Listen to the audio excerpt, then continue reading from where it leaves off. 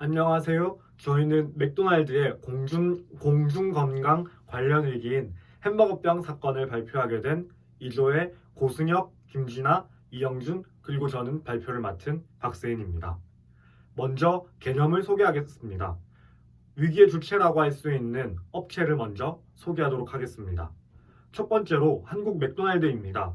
한국 맥도날드는 1986년 9월에 설립된 유한회사로 한국 햄버거 시장 2위이며 매출액은 2016년 기준 6,913억 원입니다.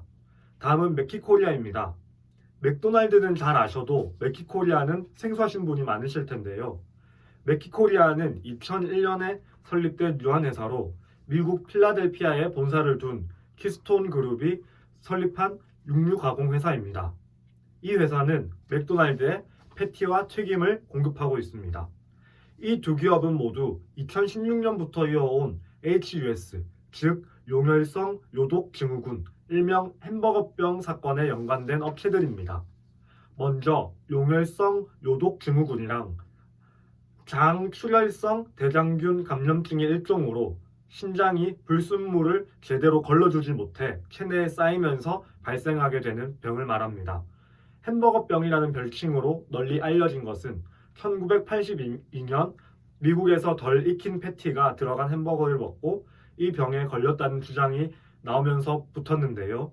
의료계에 따르면 HUS는 고기를 잘 익히지 않고 먹거나 살균되지 않은 우유 또는 오염된 야채 등을 섭취하면 걸릴 수 있다고 합니다.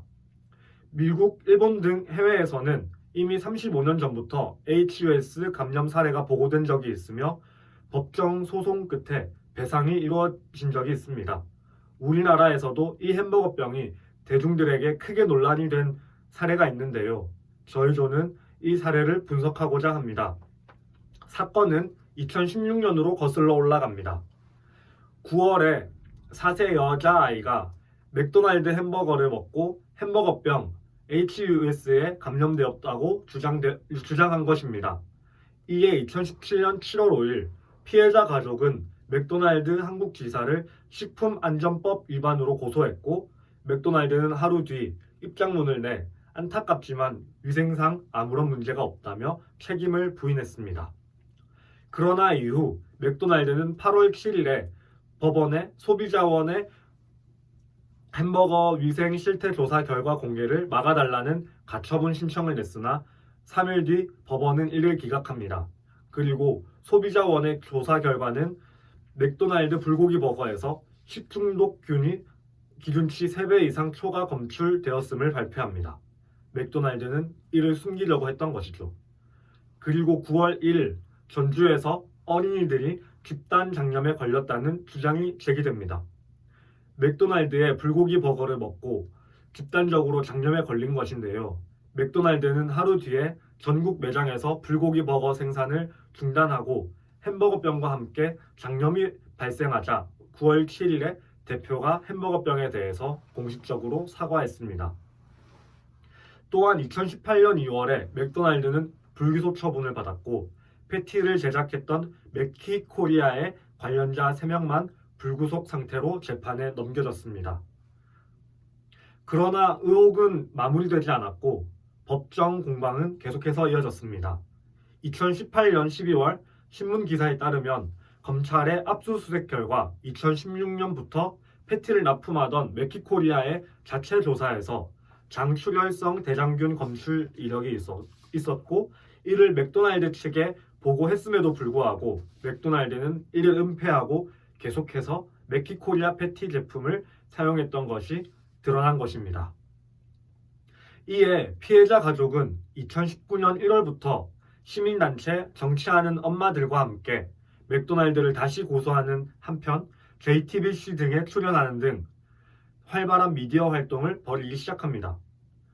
이때 그해 4월에 맥도날드의 대응은 우리 제품이 질병의 원인이 된 것은 아니라며 무혐의 처분을 받은 것을 강조했고 인도적인 차원에서 지원을 계속하겠다는 입장을 냈습니다.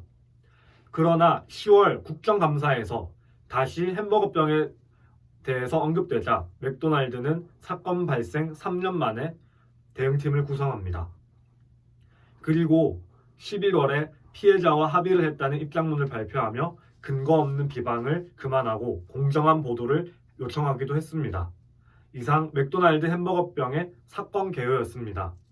그렇다면 맥도날드는 햄버거병 사건으로 어떤 피해를 입게 되었을까요? 첫 번째로 매출의 하락입니다. 도표에서 보시는 것과 같이 2017년 패스트푸드로 대표되는 롯데리아, 맘스터치, 버거킹 모두 매출이 상승했지만 맥도날드는 추정 매출이 하락해 2016년 6,913억 원에서 2017년 5,531억 원까지 최대 20% 매출이 감소했습니다.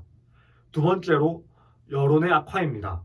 도표에서 보이시는 것과 같이 맥도날드의 부정적인 여론이 2배 이상 가까이 확산되었음을 확인할 수 있습니다. 이는 세 번째, 이전의 캠페인의 의미의 퇴색으로 이어집니다. 맥도날드는 2013년부터 엄마의 눈으로 식재료의 깨끗함을 확인하는 엄마가 놀랐다 캠페인과 맥도날드의 깨끗한 주방을 직접 확인할 수 있는 오픈 키친데이